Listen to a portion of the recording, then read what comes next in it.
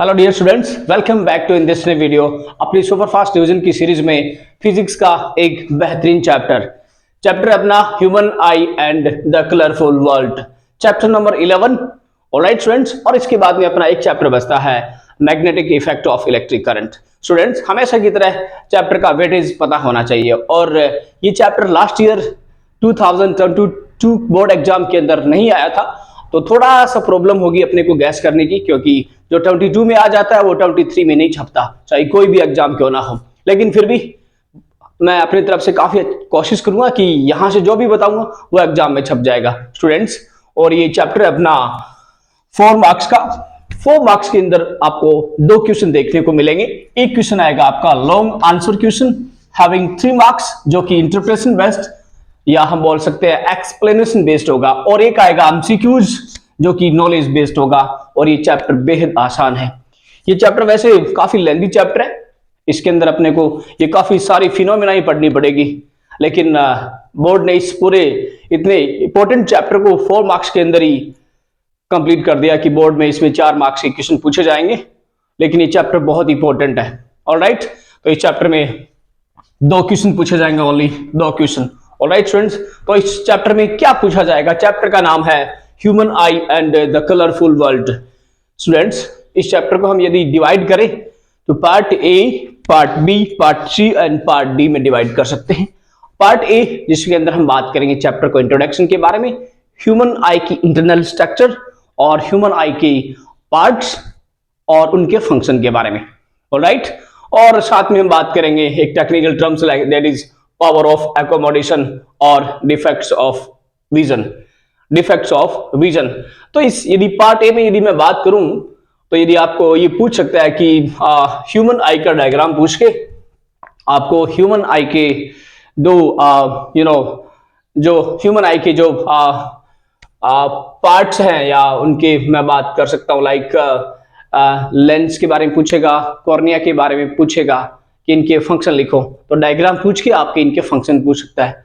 तो सबसे ज्यादा यदि मैं इंपॉर्टेंट के बारे में बात करूं पार्ट ए के अंदर, या डिफेक्ट ऑफ विजन है स्टूडेंट्स, ये बहुत बार हर एग्जाम में आ जाते हैं, तो हम यहाँ पढ़ेंगे। इस वीडियो में हम खाली इस पार्ट के बारे में जिक्र करेंगे, पार्ट बी, सी और डी, और ए के लिए हम अलग से सेपरेट वीडियो बनाते हैं। इसके अंदर डिफेक्ट ऑफ विजन में मायोपिया और हाइपरमेट्रोपिया, प्रेसबायोपिया, इनके रीजन के बारे में पूछ लेता है, इनका करेक्शन कौन से लेंस के द्वारा होता है ये पूछ लेता है, और इनके साथ में इनके डायग्राम भी है, तो इनके लिए हम अलग से सेपरेट वीडियो बनाएंगे। ओके, और पावर ऑफ एकोमोडेशन जनरली पूछ लेता है 1 मार्क्स के अंदर, लेकिन यहाँ 1 मार्क्स में अपने पास क्या है, खाली एमसीक्यूज है, तो मैं ये नहीं बोल सकता कि 1 मार्क्स 1 लाइनर कोई क्वेश्चन आ सकता है यहाँ से। तो यहाँ से क्वेश्चन आएगा, यदि आएगा तो यहाँ से ये पार्ट सी के बारे में बात कर रहा हूँ, जो कि सारी phenomena based on atmospheric refraction और ये स्कैटरिंग ऑफ लाइट पे डिपेंड करने वाली कुछ phenomena, like blue colour of clear sky. जो क्लियर स्काई होता है उसका कलर ब्लू क्यों दिखाई देता है, सन रेडिश क्यों दिखाई देता है सनराइज और सनसेट के टाइम, और स्कैटरिंग पे बेस्ड एक और फिनोमेना लाइक टिंडल इफेक्ट क्या होता है। तो यहाँ से पूछने की ज्यादा संभावना है, यहाँ से पूछने की ज्यादा संभावना। एक और पार्ट बचता है जिसमें डिस्पर्जन, जिसमें आपको पूछ सकता है कि रेनबो कैसे बनता है, डायग्राम से इसको एक्सप्लेन कीजिए, rainbow based on dispersion. Okay, overall बात करें तो डिस्पर्जन, लेकिन इसके साथ रिफ्रैक्शन भी होता है, टोटल इंटरनल रिफ्लेक्शन भी होता है, तो यहाँ से आपको डायग्राम भी पूछ सकता है। तो मैं इस चैप्टर के अंदर यदि आपको बोलूं तो यहाँ से एटमॉस्फेरिक रिफ्रैक्शन से और ये स्कैटरिंग से, यहाँ से आपको एक क्वेश्चन देखने को मिलेगा। ओके, एक एमसीक्यूज है और एक long answer question having 3 marks. Alright friends, so start करते हैं इस चैप्टर को, स्कैटरिंग से स्टार्ट करते हैं। ऑलराइट फ्रेंड्स, ये अपना सुपर फास्ट डिवीजन चल रहा है, तो मैं थोड़ा स्पीड से आपको पढ़ाऊंगा और साथ में आपके इंपॉर्टेंट टॉपिक जो इस एग्जाम के लिए इंपॉर्टेंट है। ऑलराइट, स्कैटरिंग और डिस्पर्जन, थोड़ा सा इनमें डिफरेंस देख लेते हैं, और एटमॉस्फेरिक रिफ्रैक्शन, इससे पहले हमने लाइट वाले चैप्टर में पढ़ा था रिफ्रैक्शन क्या होता है। रिफ्रैक्शन थोड़ा सा समझ लेते हैं। Refraction students, refraction bending of light और without bending of light.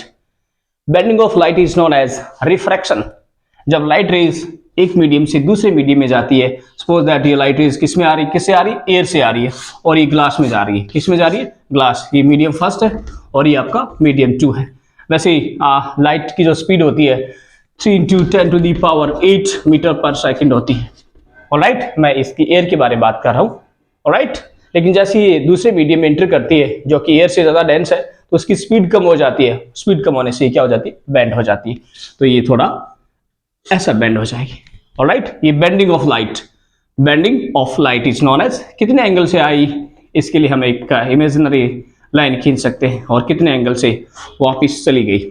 Alright friends, ये था रिफ्रैक्शन, ये था रिफ्रैक्शन।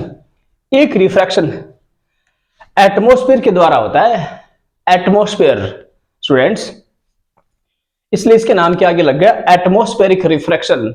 हमें पता है atmosphere is made up of different layers. Sunlight space से आती है, फिर एटमॉस्फेयर में एंटर करती है। स्पेस में कोई पार्टिकल नहीं होता, फिर वो एक ऐसे मीडियम में एंटर करती है जहां पे पार्टिकल होते हैं। कहने का मतलब सर मीडियम चेंज हो गया, वैक्यूम से एक ऐसे मीडियम में लाइट रेज आ रही है जो क्या है, वैक्यूम से डिफरेंट है।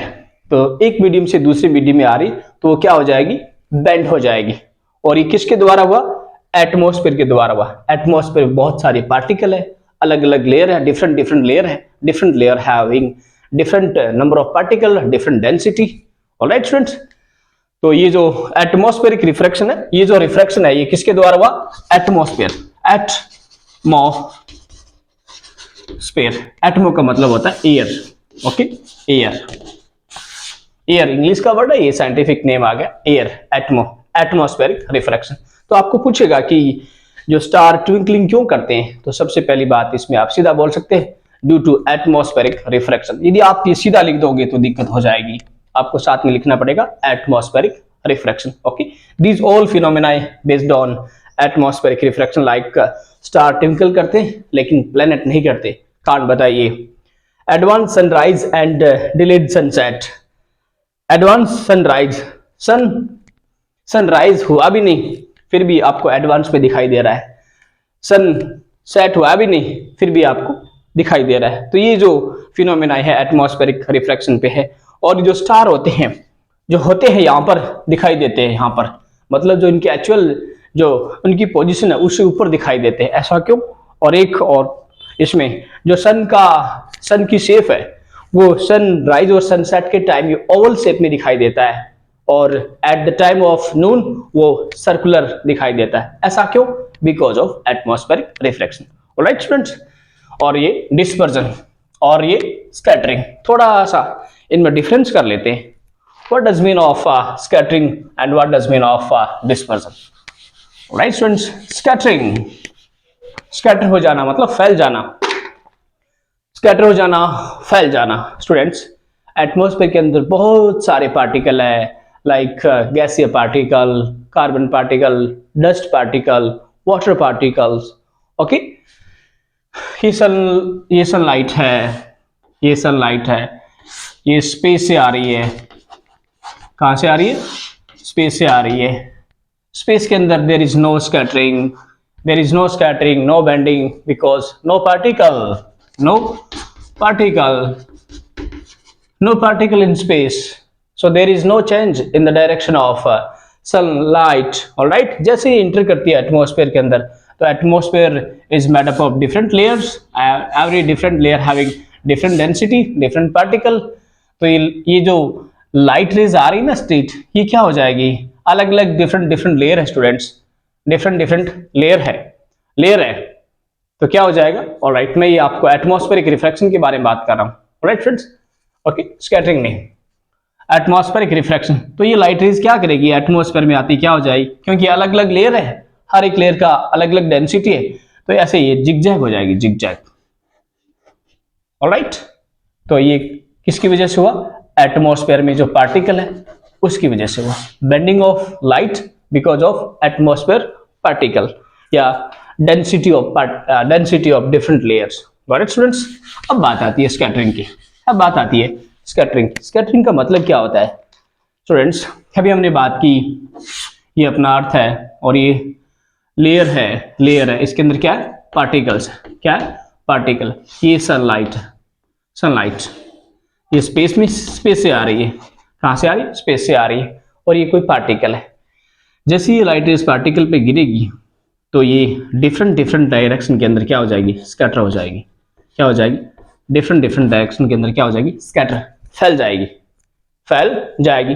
कौन सी लाइट रेज कौन से पार्टिकल से स्कैटर होगी, ये डिपेंड करता है जो अपनी white light is made up of 7 colour, उनकी वेवलेंथ पे और पार्टिकल की साइज के ऊपर। ऑलराइट, तो स्कैटरिंग में जो लाइट रेज होती है ना, लाइट रेज जब वो फैलती है किसी पार्टिकल पे गिर के, उनकी कोई स्पेशल या स्पेसिफिक डायरेक्शन नहीं होती, वो कहीं भी जा सकती है, इधर इधर इधर इधर इधर। ऑलराइट, लेकिन हम डिस्पर्जन की बारे में बात करें तो डिस्पर्जन की अपने यहाँ व्हाइट लाइट का डिस्पर्जन दिखाया गया है ग्लास प्रिज्म के द्वारा। इसके अंदर ऐसा नहीं होता, इसके अंदर ऐसा नहीं होता, इसको आप समझ लेते हैं। पर स्कैटरिंग में जो लाइट रेज किसी पार्टिकल पे गिरती है तो वो उनकी डायरेक्शन अलग अलग हो जाती है, वो डिफरेंट डायरेक्शन में क्या हो जाती है, स्कैटर हो जाती है। लेकिन डिस्पर्जन में ऐसा नहीं होता, तो इनको ऐसे समझते हैं, ये है अपना डिस्पर्जन और ये है अपना स्कैटरिंग। क्या, S for scattering D for dispersion. Alright, S for scattering D for dispersion. Scattering light rays आ रही है, स्पेस से आ रही है, ये रहा अपना sun. Alright, sun light rays okay, जैसे ही इंटर करती है एटमॉस्फेयर के अंदर इंटर करती है तो जिनकी वेवलेंथ आई मीन हम बात करें वी आई बी जो 7 कलर है सनलाइट के जो स्पेक्ट्रम बनाते हैं उसमें वायलेट, इंडिगो और ब्लू, इनकी वेवलेंथ कम होती है, सबसे कम वेवलेंथ होती है और ये सन से कम मात्रा में निकलती है। ऑलराइट, ये तो बहुत ही कम निकलती है और यहाँ जैसे इंटर करती है एटमॉस्फेयर के अंदर तो यहाँ ये क्या हो जाती है, स्कैटर हो जाती है। लेकिन ब्लू कलर की वेवलेंथ थोड़ी सी इनसे कंपेयर थोड़ी हाई होती है, तो ये यहाँ आकर पार्टिकल जो होते हैं, ये जो पार्टिकल होते हैं, इन पार्टिकल पे आके क्या हो जाती है, ऐसे स्ट्राइक हो जाती है और ये ऐसे स्कैटर हो जाती है। क्या हो जाती है, स्कैटर, जिसमें कोई फिक्स डायरेक्शन नहीं होती लाइट रेज की, फैल जाती है। लाइट रेज पार्टिकल पे गिर के क्या हो जाती, फैल जाती। ये होता है स्कैटरिंग में। डिस्पर्जन में क्या होता है, डिस्पर्जन में यहाँ पर अपने को एग्जांपल दे रखा है कि जो व्हाइट लाइट होती है, dispersion of white light by a glass prism, ध्यान देना स्टूडेंट्स, ये अपनी एक ग्लास प्रिज्म है। ऑलराइट, ये अपना लाइट का सोर्स है जो लाइट रेज को इमिट करता है। ओके, एयर से आ रही है, कहाँ से आ रही, एयर से, और ये आगे आपका प्रिज्म, क्या है, प्रिज्म। और जैसे ही प्रिज्म पे गिरेगी तो ऐसा नहीं जैसे स्कैटर हुई इधर उधर फैल जाएगी, ऐसा नहीं होता है। तो जो मीडियम चेंज हो गया, मीडियम चेंज होने से ये क्या हो जाएगी, बेंड हो जाएगी, बेंड हो जाएगी और आगे अभी यहाँ से ग्लास से वापिस एयर में चली जाएगी। तो इस प्रकार यहाँ पे क्या हो गया, डिस्पर्जन, और वो क्या हो गया, एक फिक्स डायरेक्शन में हो गया। तो इसको हम ऐसे कर सकते हैं। राइट, तो ये एग्जाम में कई बार पूछ लेते हैं। ये जो व्हाइट लाइट है ना, ये व्हाइट लाइट यहाँ डिस्पर्स्ड हो गई 7 कलर के अंदर, तो यहाँ पे इसका क्या बन जाएगा, स्पेक्ट्रम बन जाएगा। क्या बन जाएगा, स्पेक्ट्रम बन जाएगा और एक सीक्वेंस में सारे कलर आ जाएंगे। ऑलराइट स्टूडेंट्स, तो ये था डिफरेंस स्पेक्ट्रम और डिस्पर्जन के अंदर।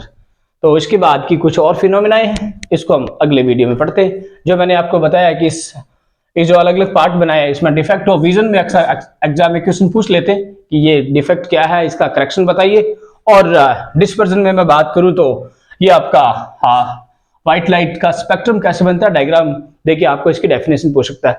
और यहाँ पर एटमॉस्फेरिक रिफ्रैक्शन में, और ये एवरग्रीन क्वेश्चन है, हमेशा एग्जाम में आ ही जाता है, ट्विंकलिंग ऑफ स्टार। ऑलराइट, और मैं स्कैटरिंग के बारे में बात करूं तो ये ब्लू कलर, अपना जो क्लियर स्काई है वो ब्लू क्यों दिखाई देता है। ऑलराइट स्टूडेंट्स, तो डिटेल से हम और बातें करेंगे अगले वीडियो में। Thanks for watching.